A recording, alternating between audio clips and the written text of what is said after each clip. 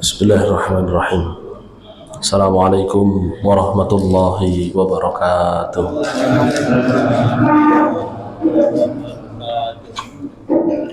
Alhamdulillahi rabbil alamin. Wabihi nasta'inuhu ala umuri dunya waddin.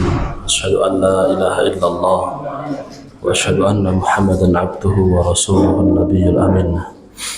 Allahumma salli wa sallim wa barik ala khatimin nabiyyin wal mursalin Muhammad ibn Abdullah wa ala alihi wa sahbihi wa man tabi'ahum bi ihsanin ila yaumiddin, amma ba'd. Fa ya ayyuhan nas ittaqullaha mastata'tum wasma'u wa ati'u la'allakum turhamun. Alhamdulillah, puji syukur kepada Allah atas segala nikmat yang telah Allah berikan kepada kita, nikmat iman, nikmat Islam, dan juga kenikmatan-kenikmatan yang lain, termasuk untuk saya enten nikmat anyar iki, kitabe anyar. Nggih. Ora meh pamer lho Pak, ini mboten pamer. Oh niki disukani Bapak Ibu. Iki kok sing ngajar kitabe kok anyar malih miring ngono kitabe. Nggih. Jadi ada yang jariah, Pak. Enten sing jariah kan ngangge. Ya nggih kula nggih. Lek mboten kula nggih dosa. Nggih mboten? Nggih. Hah? Tapi kula asline seneng napa niku kitab-kitab ngoten niku biasane. Yang buku-buku ngoten niku kula malih remen ngoten niku. Tapi lek mboten kula nggih dolim mengke. Wis di napa niku diamanahi kan ngangge. Nggih, semoga jadi amal jariah untuk beliau yang berjariah nggih hingga yaumul kiamah nanti. Amin ya rabbal alamin. Hadirin yang dirahmati Allah Subhanahu wa taala, kita lanjutkan Bapak Ibu pembahasan kita, pembacaan dari kitab Riyadhus Shalihin min kalami Sayyidil Mursalin. Kita lanjutkan hadis yang ke-42. Terus terakhir 41 kan nggih? Sekarang 42. Wa an Ibnu Mas'udin radhiyallahu anhu, dan dari sahabat Ibnu Mas'ud semoga Allah meridainya. Qala, dia berkata, lamma kana yaumu Hunainin, ketika hari Hunain. Hari Hunain sampun tepang napa dereng Bapak Ibu? Hari Hunain. Hunain itu sebenarnya satu lembah, namanya lembah Hunain, yang ada di antara dua bukit. Di situ terjadi peperangan antara Rasulullah SAW, kaum muslimin, dengan suku Hawazin dan suku Taif, penduduk Taif, suku Thaqif. Setelah Fathu Mekah, Fathu Mekah itu Rasul membawa 10.000 pasukan.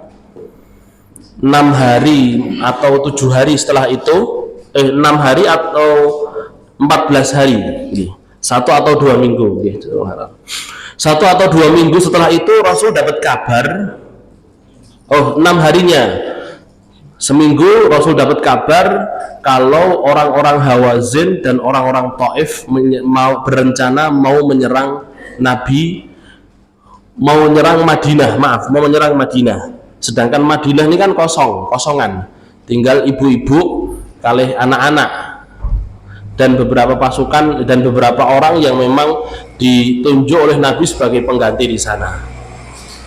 Nah, karena ada rencana itu, maka Rasulullah SAW menghadang mereka di bukit, di lembah, namanya lembah Hunain gitu loh. Sebelum mereka bergerak menuju Madinah, dihadang oleh Nabi. Nah, tahu kalau Nabi mau berperang melawan suku Hawazin, dan suku Hawazin itu terkenal dengan ternaknya yang banyak, Pak. Nanti dari peperangan itu dapat biri-biri sejumlah 40.000 Bapak Ibu. Oke, 40.000 domba. Ontanya sekian ribu gitu. Terus kemudian emasnya sekian puluh kilo gitu. Banyak, Pak. Oke. Nah, itu hadirin, ini perang Hunain Bapak Ibu. Yang ikut 10.000 tambah 2.000, 2.000-nya ini orang-orang Mekah. Orang-orang Mekah ini dibebaskan oleh Nabi. Kan pengen melok Pak, karena 10.000, 12.000 orang Taif itu berapa orang sih? Orang Hawazin itu berapa orang sih? Nanti jumlahnya pasukan musuh itu cuma 4.000 Pak. Sekali itu Bapak Ibu dirahmati, dalam peperangan yang dilakukan oleh Nabi, orang Islam jauh lebih banyak dibandingkan musuhnya. Yang lain Bapak Ibu, wong Islam mesti luwih sithik. Cuman hadirin sekali lagi, jumlah tidak menentukan kemenangan. Orang-orang Quraisy Pak, mereka orang kafir pun juga ikut Bapak Ibu melok. Kenapa? Karena nanti kalau menang kan dapat ghanimah juga. Mosok ya ora dikei ghanimah rek, kan ngoten. Jadi cuman dompleng saja Pak. Dan oleh Nabi sallallahu alaihi wasallam mesti gak apa-apa ya, ayo. Barangkali dengan cara seperti ini mereka mau masuk Islam. Yang difikirkan Nabi itu supaya mereka masuk Islam, itu toh Pak. Sedangkan yang difikirkan orang-orang yang belum masuk Islam atau baru-baru awal masuk Islam, ini kan duit kan ngoten. Ikut Bapak Ibu yang dirahmati Allah, akhirnya benar diberikan kemenangan oleh Allah Subhanahu wa taala. Sebelumnya dikocar-kacirkan Pak. Jadi mereka dengan napa niku karena memang tercampur Pak nggih. Sampai Rasulullah SAW di hari itu beliau berdoa, doanya beda Pak. Kalau biasanya Rasul mau perang itu doanya, ya Allah berikan pertolongan, ya Allah tolonglah kami dari orang-orang musyrik, dari orang-orang kafir. Kalau ini Pak, perang Hunain doa beliau berbeda. Ya Allah, kami berperang karena Engkau, kami berjihad karena Engkau, kami keluar karena Engkau, gitu Pak. Dongane Rasul itu benten Bapak Ibu. Oke. Terus kemudian hadirin tenan Bapak Ibu, kedaden Pak. Kaum muslimin hadirin dirahmat, pasukan yang dibawa Nabi akhirnya ada bau kesombongan Bapak Ibu. Ketika mereka melewati lembah Hunain Pak, mereka lengah, ternyata dari atas sudah disiapkan oleh musuh-musuhnya Pak. Begitu lewat lembah Bapak Ibu, dari atas dihujani Pak. Yo watu digelinding lah, yo tombak, yo semuanya dijatuhkan. Akhirnya morat-marit Pak. Ada yang bahkan lari sampai lari sampai ke arah laut Bapak Ibu, ke pantai, melayu kocar-kacir Pak. Rasul beliau sampai naik di atas ontanya teriak, ana Muhammad, ana Rasulullah, halumma gitu. Saya Muhammad, saya Rasulullah, kemari. Tapi orang tidak gubris Pak. Padahal suaranya Nabi itu buantar Bapak Ibu, cukup keras. Akhirnya Nabi perintahkan Al-Abbas, paman beliau, untuk teriak. Bilal pun juga diperintahkan, ayo di sini Rasulullah, di sini. Orang-orang muhajirin mana? Gitu. Maka orang-orang muhajirin langsung kompak. Kami labbaika ya Rasulullah, labbaika ya Rasulullah. Datang. Orang-orang Ansor mana? Gitu. Orang-orang Khazraj mana? Dipanggil satu persatu Pak oleh Al-Abbas dan juga Bilal bin Rabah. Karena Bilal kan suaranya lantang, makanya beliau ditunjuk sebagai muadzin. Riyen Bapak Ibu, riyen muadzine kados muadzin sakniki yo ora tekan gone Pak suarane nggih. Allahu Akbar. Ya ora tekan gone Pak. Bilal nggih banter ngoten bengok Bapak Ibu. Itu kok lagune pripun? Napa mboten enten lagu napa enten lagune duka? Nggih. Riyen kan mboten enten speaker nggih. Nah sakniki kan pun enten speaker nggih Pak nggih. Dan hadirin dirahmati Allah. Setelah itu dapat kemenangan Pak. Terus Abdullah bin Mas'ud cerita, lamma kana yaumu Hunainin asara Rasulullah sallallahu alaihi wasallam nasan fil kismah. Ketika perang Hunain, setelah selesai perang Hunain, Rasulullah sallallahu alaihi wasallam melebihkan beberapa orang dalam pembagian ghanimah.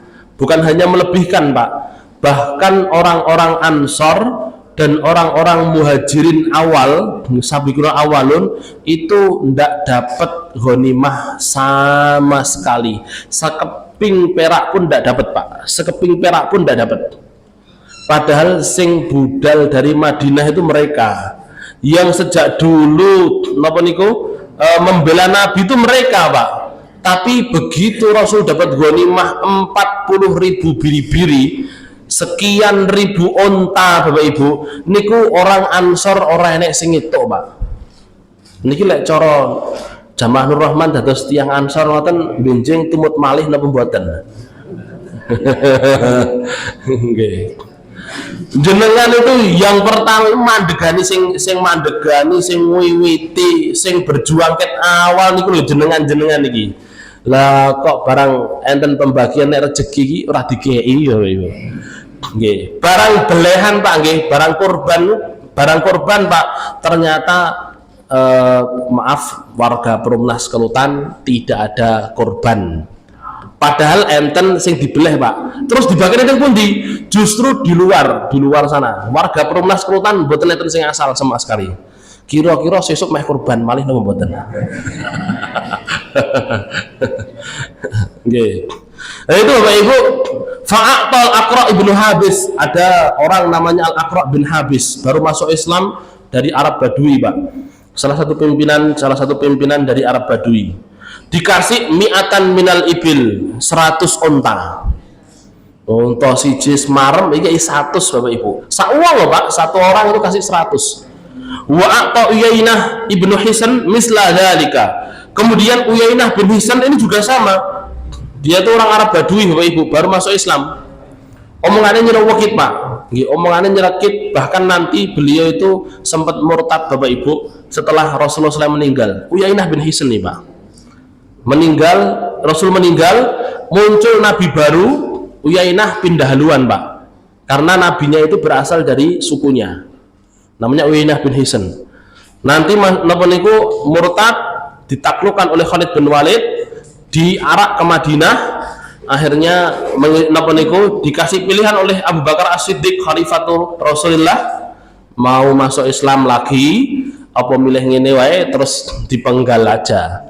Karena sampai niki wis melok napa niku nyokong nabi palsu. Itu berbahaya untuk umat Islam, kan ngoten. Nah, Uyainah yang pengene nggih kula mlebet Islam malih mawon yo man-man guluku. Masuk Islam, setelah itu beliau membaguskan keislamannya. Sampai beliau meninggal dalam perang fisabilillah. Uyainah bin Hisan. Muawiyah radhiyallahu taala anhu, Abu Sufyan dikasih 100 onta. Itu sing 100 biri-biri. Ada yang dikasih 100 onta, Pak. Njaluk maneh Bapak Ibu. Wah, lek 100 onta iki yo kurang. Nggih, kula nyuwun malih sik akeh kok, nggih. Sik akeh kok oleh Rasulullah ya wes dikasih lagi, Pak. 100 biri-biri Bapak Ibu. Jadi satu orang dikasih 100 onta plus 100 biri-biri, Pak. Sedangkan sahabat Ansor, Pak, mek ndelok ngaplo, Pak. Mboten angsal sama sekali. Orang-orang Muhajirin yang awal-awal Umar bin Khattab 4 khalifah, tidak ada yang dapat Bapak Ibu. Sabiqun awalun tidak ada yang dapat. Gitu. Wa aqtanasan min asrafil Arab wa atharuhum yawma idzin fil kismah. Diberikan bahkan Pak nggih, bukan kepada orang-orang miskin, Pak, tapi kepada wong-wong sogeh yang baru masuk Islam. Sing Bapak Ibu dirahmati sumbang sehingga ke Islam itu durung enek, Pak. Belum ada. Bahkan mereka yang masih kufur saat itu Pak nggih, sik aras-arasan masuk Islam itu sik maju mundur sama Nabi langsung ditonjok 100 onta Pak. 100 onta. Tapi dengan pemberian itu Pak, mereka sadar ternyata Rasul itu tidak pelit toh gitu. Saya yang baru masuk Islam aja dikasih 100 onta. Padahal mereka tidak tahu Pak, sing mlebu Islam dangun niku ora dikeki apa-apa Bapak Ibu. Masya Allah. Okay. Jadi hadirin dirahmati Allah, cara dakwah Rasulullah SAW itu Bapak Ibu, yes, ngoten niku Pak, dalam pembagian, seharusnya memang orang-orang yang sudah bersumbangsih lama itu bukan justru dikasih bagian lebih banyak, boten. Okay. Jadi kudune lho Bapak Ibu. Wah, yo lek ngono sing ora teko maneh. Nah, iki niatane teko niki napa kan ngoten. Yang sudah kawak-kawak sing napa niku teng masjid niku sampai jamuren nggih. Di masjid terus Bapak Ibu, ngoten niku asline mboten disukani mboten napa-napa. Yo kalaupun dikasih yo sekadarnya lah. Justru sing dereng-dereng teng masjid niku lho. Lah lek cara pembagian Nabi ngoten, Pak. Mungkin lek dipraktekne sekarang Bapak Ibu yo engko sing lawas-lawas melayu.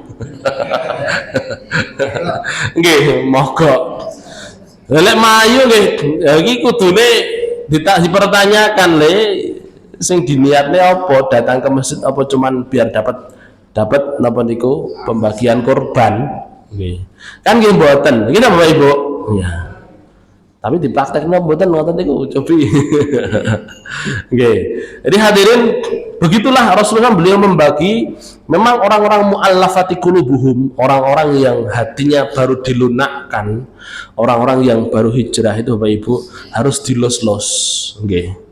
Dilos-los yang sudah lama napa niku, yang sudah lama hijrah, yang sudah lama berjuang, yang sudah lama bersumbangsi, itu seharusnya napa niku mengumpulkan sesuatu untuk yang baru saja. Tapi buatan Pak, rata-rata itu malah yang baru berusaha untuk mumpung pas lagi semangat-semangatnya marahi Pak nggih. Semangat-semangatnya hijrah begitu bersumbangsi, Masya Allah. Ini hadirin dirahmati, jadi kalau misalkan nanti ada pembagian kayak gitu itu Bapak Ibu, nggih. Pembagian misalnya nggih Pak Kepala Takmir punya napa niku inisiatif wis bagine kaya ngono wae. Sok napa urusan korban. Nah niku ampun dipoyoki nggih. Wow, piye ora etok malan. Nggih. Lah selama ini kan korban napa niku Perumnas Sultan ya mesti itu dapat berapa kilo, Pak? Pinten, Pak? Tiga. Oh. Totalnya pinten? Oh, sekilo. Iya. Sekilo daging. Oh, Masya Allah. Nggih. Ya termasuk ustadz barang iki. Nggih. Ustadz iki rasah ya ora apa-apa. Oh, tenan sesuk ora tak kei tenan ya. Nggih. Jadi hadirin dirahmati Allah, yang sudah bersumbangsi lama itu tingkatannya bukan lagi napa niku mengharapkan kayak gitu itu Pak. Tingkatannya sudah mulai napa niku meluruskan niat. Wih, kok aku lali ra dikei. Aku padahal ngaji ning Nur Rahman iki lho, ketok terus.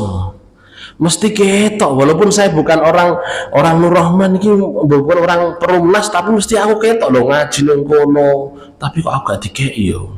Awal masjid berdiri itu saya sudah di situ loh. Kok aku gak dibagai lali berarti.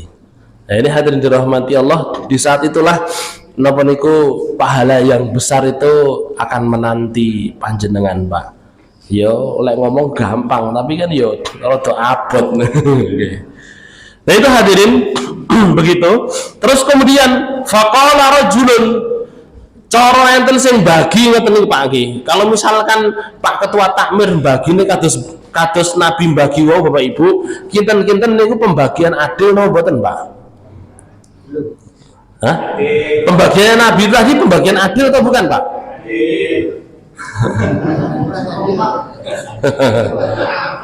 Iki pejuang-pejuang lama mboten enten sing diparingi belas ra dikeki Bapak Ibu.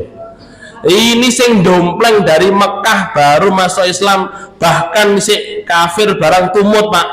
Hakim bin Hizam itu masih kafir Bapak Ibu. Nggih, Abu Sufyan sudah masuk Islam. Kalau Abu Sufyan, Fatu Mekah sudah masuk Islam. Ada juga Sofwan bin Umayyah. Jadi Umayyah itu tuannya Bilal itu punya anak namanya Sofwan bin Umayyah. Ini punya dendam kesumat kepada Nabi karena bapaknya dibunuh nih Pak. Oke, bapaknya dibunuh walaupun saya bunuh buatan Nabi. Oke. Cuman ya wis dendam tenan kalih wong Islam. Bahkan Sofwan ini dia bersumbang napa niku di setiap kali ada penyerangan dan gangguan kepada Rasulullah di Madinah dan kaum muslimin, Sofwan ini jadi donatur terbesarnya Pak. Perang Ahzab, perang Uhud, itu dia jadi donatur terbesarnya Pak. Iso sumbang kaya raya Bapak Ibu. Bapaknya Yusukih Blegedu Pak. Makanya nanti oleh Nabi ketika Fatu Mekah itu dia jadi napa niku masukkan daftar hitam. Daftar hitam di mana Rasulullah katakan ini yang masuk daftar hitam ini dijumpai dimanapun dalam kondisi apapun, bahkan gelendotan ning kiswahe Ka'bah harus dibunuh walaupun tidak ada yang dibunuh nanti Pak. Okay. Rasul mengatakan seperti itu Bapak Ibu, ini menunjukkan kasih sayangnya Nabi. Okay. Maksud beliau itu wong-wong iki temokno gitu loh, ditemukan. Lek iso dirangkul dirangkul, tapi Rasul tidak ngomong lek iso dirangkul, mboten. Ini harus dibunuh dan semuanya nanti tidak ada yang dibunuh Bapak Ibu. Tidak ada yang dibunuh Pak. Jadi yang masuk daftar hitam. Dan kebanyakan Bapak Ibu di antara orang-orang yang masuk daftar hitam itu Pak, semuanya tidak ada yang dibunuh Bapak Ibu kecuali cuma satu orang. Masuk daftar hitamnya Nabi itu, mboten enten sing akhirnya dieksekusi itu tidak ada Pak. Semuanya dimaafkan oleh Nabi Bapak Ibu, kecuali satu orang, namanya Uqbah bin Abi Mu'aid. Dia yang pernah napa niku njejeg Nabi waktu beliau sujud, tongkok beliau diinjek sampai beliau mau keluar matanya. Kata Rasulullah, saya merasa kayak mripatku ameh metu saking kerasnya injakan itu. Jadi dia tangganya Nabi, setiap hari Bapak Ibu dia telaten untuk naruh kotoran di depan rumahnya Nabi, kotoran, sampah, nopo niku, ranting-ranting berduri dan lain sebagainya. Ini Uqbah bin Abi Mu'aid. Nanti akhirnya dieksekusi Bapak Ibu. Hanya satu itu, yang lain masuk daftar hitamnya Nabi, mboten enten sing dieksekusi Pak. Semuanya dimaafkan, termasuk Sofwan ini Pak. Dia Bapak Ibu, ketika Fathu Mekah itu Pak nggih, disuruh Nabi masuk Islam, enggak mau Pak. Maka Nabi bilang begini, "Wan Sofwan, aku ki ape perang. Aku jileh 30 baju besi dari sampean." Apa kata Sofwan? "Sampean jileh apa ngerampas?" Gitu Pak. Masih bilang gitu Pak. Awak mungkin jileh apa ngerampas? Dia kan posisinya Nabi menaklukkan kota Mekah, kan ngoten Pak. Sampean mau jileh apa ngerampas? Apa kata Nabi? Justru pinjaman yang ada jaminannya tak balik nih gitu. Bener Pak, minjem Rasulullah, beliau dipinjami 30 Bapak Ibu. Terus nanti Pak Sofwan itu masih belum masuk Islam, dia akhirnya aku tak melok perangnya lumayan, kalau itu bagian ghanimah-ghanimahan lumayan, ikut perang, diperbolehkan Nabi, perbolehkan, wis kono melok. Begitu selesai pulang Bapak Ibu ya tadi dikembalikan, dikasih 100 onta Pak. Nyo isi bagianmu melok perang tak kasih 100 onta. Ternyata Muhammad itu kok lomo mentok. Akhirnya masuk Islam Pak. Masuk Islamnya setelah itu Bapak Ibu, dengan kedermawanan Nabi Shallallahu Alaihi Wasallam. Jadi napa niku hadirin dirahmati, saya ulangi, pembagiannya Nabi itu Pak nggih, sing berjuang sejak dulu ndak dikasih, yang dompleng malah dikasih banyak, itu adil nopo mboten Bapak Ibu?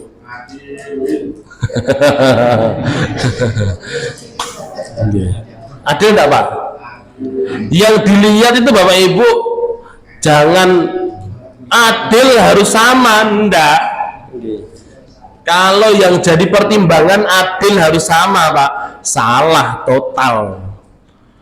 Yang jadi pertimbangan itu sing lakoni niki sinten Bapak Ibu?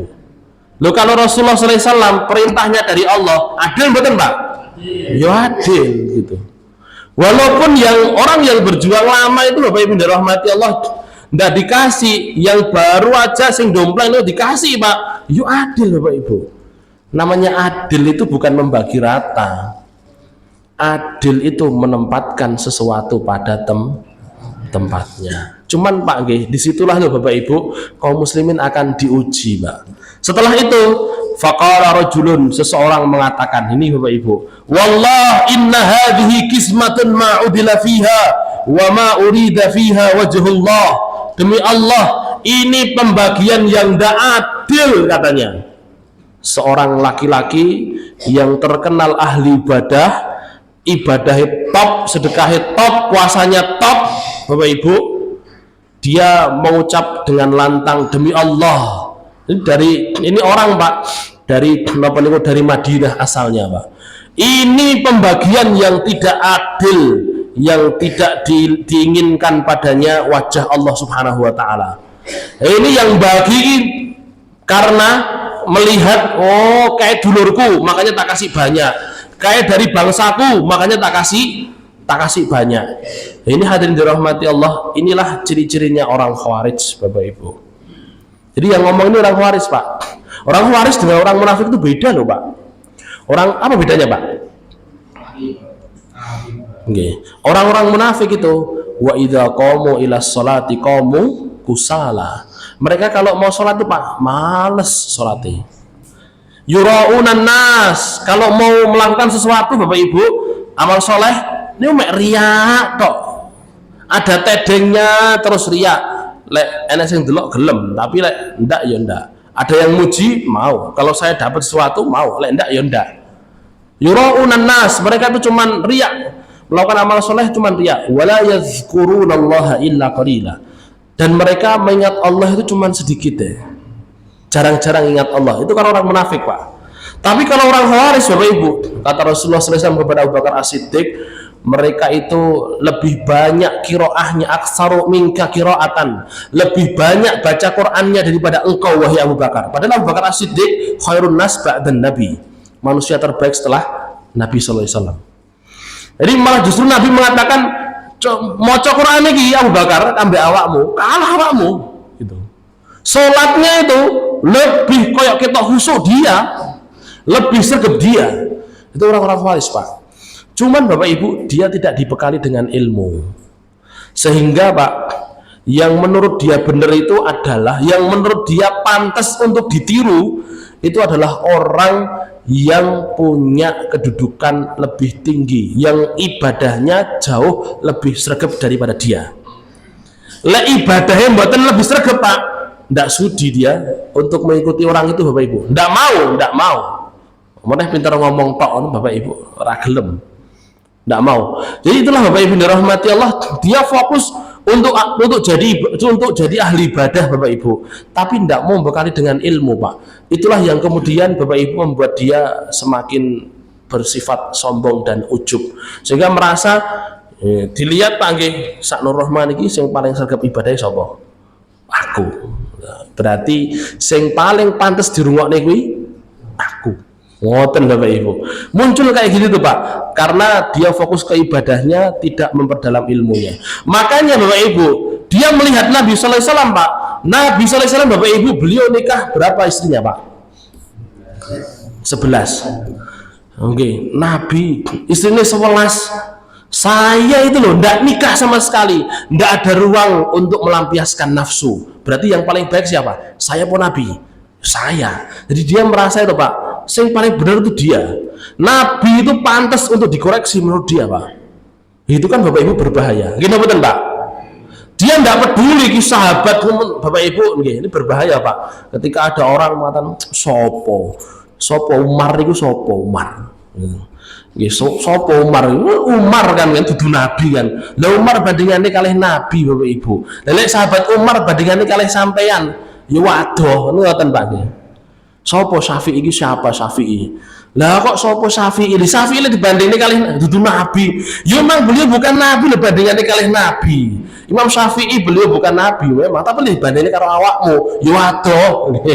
Imam Syafi'i 7 tahun hafal Quran, awakmu usia 40 tahun ndak hafal-hafal juz 30 kok. Ngoten Pak nggih. Ini kan Bapak Ibu, berapa banyak orang ngomongnya kayak gitu tuh Pak nggih. Iya, gini mboten Pak. Padahal hadirin dirahmati Allah, dilihat latar belakangnya, tahunya antri ndak, yuk gak tahu. Tahu memperdalami napa niku ilmu agama, yuk ndak tahu. Ngaji pirang tahun, lagi setahun wis sapa iku Umar. La ilaha illallah. Jadi Bapak Ibu, ini orang Pak, ndak memandang itu sahabat. Sahabat itu Bapak Ibu, silahkan dibaca dalam ilmu hadis, Pak. Ilmu jarah wa ta'dil, ulama ahlus sunnah sepakat Bapak Ibu, sahabat itu sifatnya adlun dhabitun. Adlun dhabit itu artinya tidak ada dari perbuatannya yang tercela, yang membuat dia membuat ada catatan hitam atau merah untuknya. Dobit itu Bapak Ibu dirahmati artinya hafalannya sip, ngoten. Jadi para sahabat itu disepakati oleh para ulama, mereka tidak melakukan dosa-dosa besar. Kalau mereka melakukan dosa-dosa besar, mesti akan disingkirkan oleh Allah Subhanahu wa taala dalam periwayatan hadis. Sebagai contoh Bapak Ibu, kita kan dulu pernah dengar ada seorang sahabat yang berzina. Nggih Pak nggih. Seorang sahabat laki-laki dan wanita berzina, gitu. Terus kemudian dua-duanya dirajam, Pak. Dan sampai sekarang Bapak Ibu tidak ada riwayat dari dua orang sahabat ini mboten wonten, Pak. Begitulah memang Allah Subhanahu wa taala Bapak Ibu menjaga agama ini, sehingga yang bersumber dari para sahabat yang memang itu benar-benar diucapkan oleh sahabat Bapak Ibu. Itu Bapak Ibu yang dirahmati Allah punya kedudukan yang begitu tinggi, Pak, kalau itu dalam urusan agama gitu. Apalagi kok sampai ucapannya sahabat berkaitan dengan perkara gaib. Misalkan Abu Sa'id Al-Khudri radhiyallahu taala anhu, beliau mengatakan yang namanya sirat, jembatan itu lebih tajam daripada pedang. Kata Abu Sa'id Al-Khudri, lebih tipis daripada rambut, lebih tajam daripada pedang. Pernah dengar nih Pak? Itu sebenarnya memang bukan ucapan Nabi Bapak Ibu, ucapan dari sahabat Abu Sa'id Al-Khudri radhiyallahu taala anhu. Cuman Pak, kira-kira Bapak Ibu, sahabat Abu Sa'id niki Pak, sanjang wani ngomong babakan sirat ngoten niku Pak. Kira-kira Bapak Ibu sok tahu napa memang beliau dapat dari sumbernya Pak? Napa terus was ngene iki padahal ora tau budal Pak. Terus sok tahu ngoten niku Bapak Ibu. Wah, kene-kene begini begitu. Ini Pak, pripun Pak? Dengan ini titelnya itu seorang sahabat yang khairul qurun, manusia terbaik Bapak Ibu. Setelah Rasulullah SAW, manusia-manusia terbaik itu adalah qarni, generasiku kata Rasulullah. Summal ladina yalunahum, kemudian selanjutnya. Nah itu Bapak Ibu, ulama disepakat sanjang. Lalu ada riwayat sahih dari seorang sahabat, tidak ada riwayatnya dari Nabi, dari sahabat mengisahkan tentang perkara-perkara yang gaib contohnya, maka itu perkara tidak mungkin dia dapatkan kecuali dari Rasulullah SAW. Kecuali kalau sahabat itu sebelum masuk Islam dikenal dengan orang yang suka menelaah kitab-kitab Israiliyat, kitab-kitab umat terdahulu, seperti Ka'ab al-Ahbar. Beliau kan dulunya pendeta Yahudi, jadi beliau hafal dengan kitabnya orang Yahudi. Nah ini kalau yang ngomong Ka'ab al-Ahbar itu kemungkinannya dia dapat dari kitab umat terdahulu. Tapi kalau yang ngomong sahabat yang tidak pernah baca kitab yang terdahulu Bapak Ibu, berarti dia dapatkan itu dari Nabi gitu loh. Jadi hadirin dirahmati Allah. Orang Khawaris Pak niki Pak, orang Khawaris Bapak Ibu tidak peduli Pak itu Nabi, orang lebih sergap daripada dia, dijarah Bapak Ibu, ditahdzir Pak. Lek cara saat ini kan istilahnya tahdzir nggih. Napa istilahnya Pak? Napa Pak? Ditahdzir itu ya napa Pak? Ya diremehne ngoten, ditahdzir gitu wis elek gitu. Wis salah ini. Itu namanya ditahdzir, dijas. Nggih, dijustifikasi apa? Justifikasi, dijasmen. Apa dijasmen iki? Niku Pak. Salah ini, salah. Enggak peduli ini walaupun Nabi Bapak Ibu. Salah iki sing dilakoni Nabi iki salah, padahal Nabi itu kan maksum Pak. Terus mboten Pak? Oke. Karena dia merasa itu tadi, padahal Bapak Ibu napa niku nih Pak nggih. Kalau misalkan yang jadi pertimbangan dia itu Nabi nikah dengan 11 istri, sedangkan dia ndak nikah sama sekali Pak. Padahal luwih abot ndi Pak? Ora rabi napa duwe bojo 11 Bapak Ibu. Bojo siji wis megap-megap kok nggih. Iki nggih bojo siji megap-megap bojo 11 Pak. Ora mumet Bapak Ibu, nggih lho? Nggih. Tapi hadirin, ndak yang dia pikirkan tuh orang nikah itu cuma untuk nafsu. Padahal kan boten. Nabi SAW beliau menikah itu bukan karena nafsu. Nah, makanya dia merasa saya yang ndak menikah ini ndak butuh saya dengan untuk melampiaskan nafsu itu, ndak ada waktu untuk itu. Nabi SAW beliau itu kalau malam sholatnya begitu khusyuk sampai dibaca ini, loh saya bukan hanya malam, esok sore awan bengi sholat, terus lek ngantuk maca Quran, ngantuk maneh sholat maneh, ngantuk maneh maca Quran. Tiap pagi saya akan sahur, terus kemudian buka, sahur buka. Tiap hari saya akan berpuasa. Nabi kan tidak pernah setiap hari berpuasa kan buatan. Walaupun beliau pernah 1 bulan penuh itu beliau berpuasa. Bulan apa Pak? Ruah, okay. Sya'ban. gitu Sya'ban. Nggih. Makanya Pak nggih, dia bandingkan itu Bapak Ibu. Karena dia merasa ibadahnya lebih bagus daripada ibadahnya Nabi. Nabi kok membagi kayak gini, apalagi terus karena di KIKB ini bukan pembagian yang adil. Akhirnya hadirin, ucapan si Khawarij ini Bapak Ibu, yang mana Rasulullah hati-hati Pak nggih dengan napa niku statement-statement seperti ini Bapak Ibu.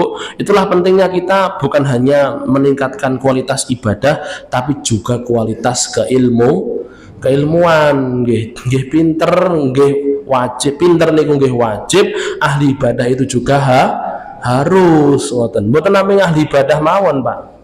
Kalau cuma ahli ibadah Bapak Ibu rahib itu mboten enten sing ngalahi nek memang bener ibadah lho Pak nggih. Ndak menikah sama sekali, kurang jero masjid, ini jero gereja nggih Pak nggih. Di gereja saja, terus cuman berdoa saja, zikir saja, biyen Pak, rahib biyen duka lek sakniki. Nggih, itu Bapak Ibu kalah kita dengan mereka Pak. Tapi sekali lagi Rasul hadirkan kepada kita berkali-kali beberapa kisah. Seperti contohnya kisah pembunuh 100 nyawa itu kan nggih. Bagaimana dia datang kepada orang yang ahli ibadah, ditolak, dia ngomong, mati ini wong 100. Lho aku iku lho, sakjeke urip ora pernah metu saka masjid. Lah sampean iku sok mati ini wong 100. Semut tak selentik iku lho, pikir-pikir ngoten, Pak. Dibandingkannya dengan dia, Pak. Lah orang alim Bapak Ibu, yang ketika dia datang Pak nggih ini datangnya kepada orang ahli ibadah Pak, lo jawaban lo gak penak lo babat pisan. Terus datang kepada orang alim Pak nggih. Apa kata orang alim? Dia tahu ilmunya, dia tahu Allah itu Maha Pemaaf kok. Maka dia mengatakan, loh, lah yang menghalangi sampean dari pintu tobatnya Allah itu siapa? Mbok yo luweh saka kuwi lho, sampean ape tobat, Allah tetap welcome. Kan gitu Pak. Jadi perbedaannya Bapak Ibu, orang yang punya ilmu dan orang yang tidak punya ilmu. Maka hadirin dirahmati Allah. Kalau mau nggih, saya tertarik dengan ucapan seorang ustadz begini. Kalau pengen jadi teroris Pak, kalau pengen jadi teroris Pak, itu cara paling dasar Bapak Ibu. Ini buat ternyata simpulkan nggih. Maksudnya jangan sampai ngelakon ini Pak. Itu bisa terindikasi Bapak Ibu napa niku punya pemahaman teroris Pak. Napa niku kalau pengen jadi teroris Bapak Ibu, niku panjenengan lek ngaji itu cuman dari satu saja, ora usah liyane. Wis mek kuwi wae. Akhirnya yang lain tuh dianggap salah. Nggih. Yang lain dianggap salah, memiki wae Bapak Ibu. Yang lain dianggap salah. Cobi panjenengan yang sebelumnya dulu mungkin ngajinya, loh kok boro-boro kok panjenengan kula niku Bapak Ibu nggih. Setelah ketika saya masih di pesantren Pak, karena saya ngajinya cuma di pesantren Bapak Ibu nggih, saya juga tidak pernah dengar dari napa niku. Walaupun kita baca buku juga Pak nggih, kita baca buku-buku alhamdulillah mulai tercerahkan nggih. Itu Bapak Ibu, yus menurut saya itu sing bener ini loh, seperti ini loh. Tapi ternyata begitu saya mau membuka membuka pikiran, mau melihat asli niki sing kok orang-orang itu mereka mengamalkan seperti itu, dasar iki apa toh? Mau saya cari gitu. Wah, ternyata kayak gini. Oh, ternyata kayak gitu. Oh, ternyata kayak gini. Oh, ternyata kayak gitu. Ini Bapak Ibu dirahmati Allah, malah krasa niku Pak. Ternyata selama ini aku ning pesantren iki sik bodoh to. Ngoten Pak. Masya Allah, bener kata Umar bin Khattab radhiyallahu anhu. Kalau semakin kita pintar Pak, kata beliau, yang intinya itu semakin kita pintar Bapak Ibu, maka kita akan semakin merasa bodoh Bapak Ibu. Tidak lagi memperdulikan hadirin dirahmati Allah, memperdulikan dengan perselisihan buatan malih Pak. Wis katam buatan itu, oh mereka ngomong kayak gitu karena ini, wis kono semangga. Mereka ngomong kayak gitu karena itu. Oh, saya punya pendapat sendiri seperti ini. Ya, sudah. Selesai masalah. Tapi dia tuh merasa, oh ternyata selama ini ilmu itu wakeh toh, dan saya itu masih kurang betul. Jadi saya merasa itu Pak nggih, 10 tahun di pesantren itu kulo tasik kurang Pak. Nggih. Jangan disangka Pak kulo lek ngaos ngeten niku terus mboten sinau Bapak Ibu. Wah, nggih. Ya main cetok balik kulo mboten sinau Pak nggih. Nggih sinau Bapak Ibu, bahkan napa niku kalau pagi gitu kadang napa niku kalau kerinan ngoten niku sinau dari Blitar gitu itu Dari Blitar pulang jam, alhamdulillah saat ini pulang jam 11 nggih Pak Nur nggih. Nggih. Jam 11 gitu itu engko sinau bareng sinau kadang sampai kerinan. Lho ngoten Pak. Nggih kok mboten terus rasa sinau. Ya bangga sinau Bapak Ibu nggih. Nggih. Jadi hadirin dirahmati Allah sekali lagi masih kurang Pak. Saya merasa 10 tahun di pesantren itu Bapak Ibu masih kurang. Ilmu agama itu ternyata begitu luas. Begitu luas Bapak Ibu. Makanya jadi terus gampangannya kan ngoten Pak. Imam Syafi'i rahimahullah taala, beliau 7 tahun wis hafal Quran Pak. Nah kita Bapak Ibu yes. Kan wis ketinggalan ado banget Pak. Gini ngoten. Padahal di sana Bapak Ibu ilmu itu masih banyak. Kitab tafsir niku Bapak Ibu wakeh. Niki Syarah Riyadhus Shalihin itu ada beberapa juga. Tafsir itu ada sekian ratus, 200, 300 kitab tafsir Pak. Punya napa niku ada yang hampir mirip, ada yang berbeda gitu itu. Ada yang napa niku karena memang latar belakangnya itu dia napa latar belakangnya berbeda-beda, maka penafsirannya pun juga berbeda-beda dengan berpakem pada dalil yang sama gitu Pak. Jadi ternyata Masya Allah bener ilmu Allah itu luas. Dari satu Al-Quran saja Bapak Ibu kita akan dapatkan begitu banyak keilmuan. Jadi sekali lagi ini Pak, hati-hati Bapak Ibu dengan sergapnya ibadah yang tidak dibarengi dengan sergapnya mencari ilmu. Makanya Imam Ahmad bin Hambal kemana-mana, Imam Malik kemana-mana beliau selalu bawa pena, beliau selalu bawa buku Bapak Ibu.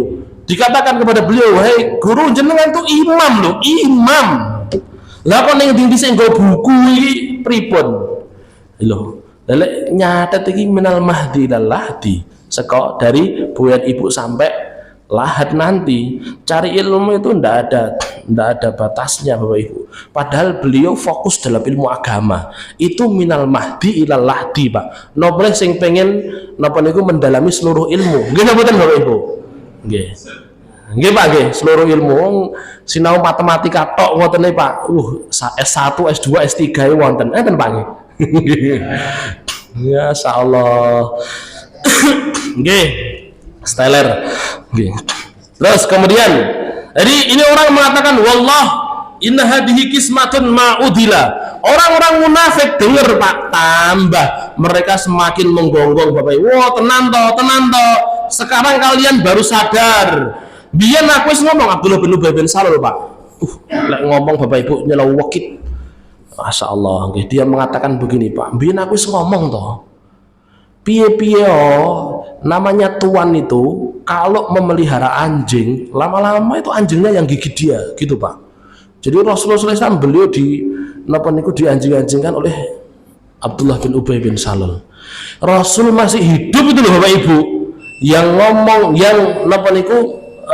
yang menganjingkan beliau enten Pak, apalagi kok Rasul sudah meninggal. Maka umat Islam hadirin dirahmati Allah tetap harus selalu bersiap siaga dari ilmuwan dan lain sebagainya. Makanya sering saya sampaikan kita harus punya 1001 alasan untuk membela keputusan Rasulullah SAW. Karena Allah dan Rasulnya itu kebenarannya mutlak. Lalu sebenarnya mutlak Bapak Ibu. Kalau akal kita mboten nyandak Pak, berarti yang kurang itu akal kita Pak, bukan yang dibawa oleh Nabi Bapak Ibu, mboten. Yang dibawa Nabi itu kebenarannya mutlak Bapak Ibu. Yang diputuskan oleh Nabi itu mutlak Pak, mutlak hadirin. Dan kita harus punya sekian banyak alasan untuk membela beliau. Supaya napa? Lo harapannya itu supaya beliau kelak mau untuk membela saya Pak, membela kita Bapak Ibu. Kan ngoten Pak nggih. Kita besok Bapak Ibu terseok-seok ngoten niku Pak, sapa sing bela? Napa bapak, napa ibu, napa anak, napa bojo? Mboten Pak, melayu kabeh. Yang bela siapa? Rasulullah SAW. Bahkan orang-orang yang melakukan dosa besar loh Bapak Ibu, Rasul mengatakan innali syafa'atun yaumal qiyamah. Aku itu punya syafaat di hari kiamat. Para sahabat bertanya, ya Rasulullah, ali sahibil birri, apakah untuk orang-orang pelaku kebaikan ya Rasulullah? Enggak. Bukan untuk pelaku kebaikan. Kalau untuk pelaku kebaikan mereka bisa masuk surga sendiri. Terus untuk siapa Rasulullah? Li ashabil kabair, untuk para pelaku dosa besar. Wis nglakoni dosa sing gedhe lho Bapak Ibu. Wong dosa cilik anak kita akan lepas diri dari kita, Pak. Napa terus purun Bapak Ibu, le aku njaluk pahalamu sithik ya. Lha mboten purun, Pak. Wong kula dereng dihisab kok, Pak. Ngoten. Lah kok jenengan nyuwun pahala. Terus sinten Bapak Ibu sing maringi? Rasulullah sallallahu alaihi wasallam, Pak. Maka sekali lagi Bapak Ibu, kalau kita ingin dibela oleh Rasulullah sallallahu alaihi wasallam di sana, Pak, maka bela Rasulullah SAW Bapak Ibu dengan segala cara bela Pak. Pertaruhkan segalanya Bapak Ibu untuk membela Nabi Sallallahu Alaihi Wasallam. Tidak ada nilainya Bapak Ibu kehidupan dunia kalau sudah di akhirat nanti Pak. Buat nanti nilainya Pak. Pripun kalau misalkan Bapak Ibu di dunia ini di depan mata kita ada orang yang menghujat, menghina Nabi Sallallahu Alaihi Wasallam, kita diem Pak. Terus besok Nabi balas dendam genti ngoten Pak. Biyen awakmu aku dielek-elek karo wong kae kowe meneng tok to. Urusane apa? Alasane napa gaweanmu to? Alasane apa? Napa boleh, Pak? Alasane ini to, itu to. Kowe golek aman to. Saiki sampeyan dientek-entekne rasudi aku nolong gak mau. Pripun, Pak? Jadi hadirin dirahmati Allah, mari Bapak Ibu. Jadi jangan banyak berpikir Pak, kalau untuk membela Allah dan Rasulnya Pak, bisa dipertaruhkan semuanya, pertaruhkan semuanya Bapak Ibu, karena bagaimanapun kalau sudah di sana tidak akan lagi berguna Pak. Harta yang kita sing diemane-mane, gawean sing diemane-mane, Rasul dicaci kayak gitu, mencep tok Bapak Ibu, eman-eman karo gaweanku, kelak Bapak Ibu dirahmati Allah, lek Rasul eman Pak, wis sampean biyen kayak gitu juga, saya juga tidak mau. Sungguh celaka Bapak Ibu. Oke, itu hadirin dirahmati Allah. Jadi ternyata penghujat Nabi itu sejak beliau masih hidup niku pun wonten Pak. Padahal beliau masih hidup Bapak Ibu. Oke, itu mungkin hadirin yang bisa kita bahas. Insya Allah akan kita sambung di pertemuan yang akan datang. Ada yang mau ditanyakan? Boten-boten? Tidak ada. Kalau tidak ada, kita tunggu. Ibu-ibu barangkali. Oke, monggo silakan. Makanya apa?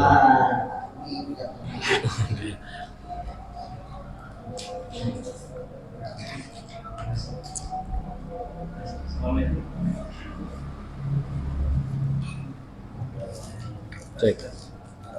Yang satu.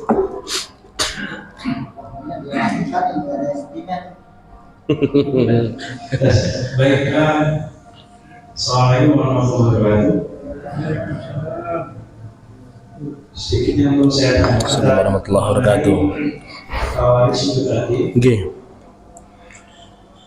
Apakah ada sumbangsih dari Kawaris dalam mengucap umat Islam terkait dengan ketidakpatuhan Muawiyah terhadap Ali? Dulu sewaktu umat terbunuh, Muawiyah menginginkan bahwa pembunuhnya itu ditangkap dulu, sementara Ali Utsman. pembunuh Utsman. Oh iya. Terus sementara Ali tidak menginginkan itu karena belum bukti. Apakah ke sikap membangkangnya Muawiyah itu termasuk sikap yang ya salah atau benar atau menurut pandangan seperti mana? Terima kasih. Oke. Ini tidak jadi bahas waris lah ngoten. Oke. Jadi yang dilakukan oleh sahabat Muawiyah radhiyallahu taala anhu apakah benar atau salah? Para ulama mengatakan karena Ali bin Abi Thalib, ulama ahli sunnah sepakat mengatakan karena Ali bin Abi Thalib itu adalah sang khalifah, maka sebenarnya beliau yang benar. Cuman itu bukan hujatan, jadi tidak boleh menghujat Muawiyah karena Muawiyah radhiyallahu taala anhu beliau itu termasuk mujtahid.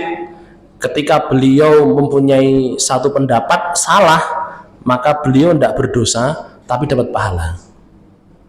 Jadi ini Bapak Ibu, ini sabda Nabi Pak, idzaj tahadal hakim, apabila seorang hakim itu berijtihad fa akhta'a falahu ajrun, salah dia dapat satu pahala, wa in asaba falahu ajrani, kalau misalkan benar dia dapat dua pahala.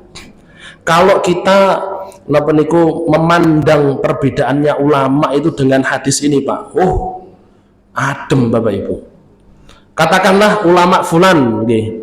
Ulama fulan dengan keilmuan yang dimiliki, nggih, ini keilmuan yang dimiliki sudah mumpuni, dia punya pendapat A, ngoten nggih.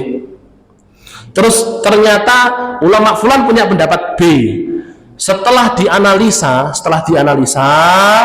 ternyata yang benar itu pendapatnya fulan yang B, ulama fulan yang B. Maka yang dilakukan, pendapat yang dikerjakan oleh ulama A itu salah, tapi beliau dapat pahala. Dan yang dilakukan oleh ulama B karena istihadnya benar, beliau dapat pahala 2 gitu. Jadi dua-duanya dapat pahala, ngoten. Nah terus makanya kan sering kalau guru saya simpel untuk memberikan kita murid-muridnya. Jadi beliau juga tidak menuntut kita untuk mengikuti beliau dalam berpendapat, boten. Jadi kita tetap dibebaskan, silahkan sampean mau ikut pendapat yang itu atau mau ikut pendapat yang itu, silahkan. Kita buat skripsi, kita buat makalah, itu ndak harus sampean kudu melok pendapatnya guru nih, boten. Beliau membebaskan, alhamdulillah beliau membebaskan. Bahkan beliau kasih kisi-kisinya gitu. Kalau pendapatnya yang A itu mereka pakai hujah yang seperti ini, yang B pakai hujah yang seperti ini. Dengan keilmuan yang kamu miliki silahkan dianalisa gitu. Tentu itu nanti akan condong ke analisanya ulama fulan tetap seperti itu. Dan nanti ada analisa itu, Pak. Ini kan fikih, Pak, pendapat fikih. Ini Bapak Ibu nggih, niki lek bahas fikih niku ora rampung-rampung. Hadis itu sahih dhaifnya sudah berbeda pendapat. Ini Pak, hadis kan sahih dhaif niku pun beda. Sama-sama sahihnya pun sahih nggih. Katakanlah ini kan satu cabang, yang satu mendhaifkan otomatis ya wis ndak make, yang satu mensahihkan, ngoten. Terus kemudian Bapak Ibu yang dirahmati Allah, akhirnya kan ada 2 pendapat. Terus yang mensahihkan itu Bapak Ibu pemahamannya berbeda, itu jadi pendapat lagi, bercabang lagi. Terus kemudian Pak nggih, dianalisa sing bener di. Setelah analisa niku Pak, ternyata analisanya berbeda-beda juga. Ada yang menganalisa sing bener itu pendapatnya beliau, yang bener pendapatnya beliau. Ora enek rampunge Bapak Ibu. Maka beliau simpel ngomong begini. Jadi kalau kita hidup di akhir zaman gini ini sudah dapat warisan dari para ulama, tinggal ngikuti kayak gini ini, kita tinggal condongnya kemana, terus kemudian kita tahu dasarnya sudah cukup gitu. Dan kita berpegang dengan pendapat kita sudah. Kemudian yang kedua menghormati pendapat yang lain, sudah seperti itu, simple gitu. Jadi tidak ada terus kemudian ketegangan sampai was ngoten niku Bapak Ibu wis mboten wonten, ndak ada. Nggih, iya, ndak ada kayak gitu terus. Wis ra usum ngoten niku pun mboten usum. Nggih, mekaten nggih. Jadi sebenarnya ijtihadnya Muawiyah itu dinilai salah oleh para ulama karena menyelisihi imam. Ngoten, cuman beliau beristihad ini kan beliau berpendapat, beliau tetap tidak boleh dihujat, pendapat beliau salah, tapi beliau tetap dapatkan 1 pahala. Sing salah niku yang bawah-bawahnya, yang salah itu provokatornya. Ketika Muawiyah itu ditanyai, apakah engkau membenci Ali? Wallah, enggak. Saya enggak pernah membenci Ali, enggak pernah. Saya cinta dengan beliau, disebutkan, Pak. Enggak pernah saya membenci beliau, enggak pernah. Kok saya pengen pengen melengsarkan Ali? Enggak pernah sama sekali. Beliau itu cuma mau memperjuangkan haknya Utsman sebagai kerabat, gitu aja, gitu loh. Jadi enggak sampai ke situ. Begitu pula dengan apa yang dilakukan oleh Ibunda Aisyah. Ya lah, provokatornya itu orang-orang Khawarij. Nah Khawarij ini Pak, dia melihat umat Islam itu rusak goro-goro wong telu. Ali, Muawiyah, Amr bin As, 3-tiganya harus dibunuh. Itu Pak, kalau orang Khawarij Pak, tidak peduli itu Ali bin Abi Thalib dijamin mlebu surga, tidak peduli itu Muawiyah dulu penulis wahyu, tidak peduli Bapak Ibu. Nggak peduli itu Amr bin As radhiyallahu anhu, sahabatnya Khalid bin Walid, hadirin dirahmati, nggak peduli. Wis sahabat itu sahabat, pokoknya salah bunuh. Itu Pak, berasal dari tadi yo dangkalnya ilmu. Nggih. Mengaten Pak nggih. Jadi itu Bapak Ibu, ampun napa jadi ngatos-atos dengan menyedikitkan sumber ilmu. Jenengan belajar matematika ngoten Pak nggih. Kalau cuma satu buku kan ora pinter-pinter. Ya cuman segitu. Tapi ketika kita belajar banyak buku, oh ternyata seperti ini toh. Kan ngoten nggih. Nggih.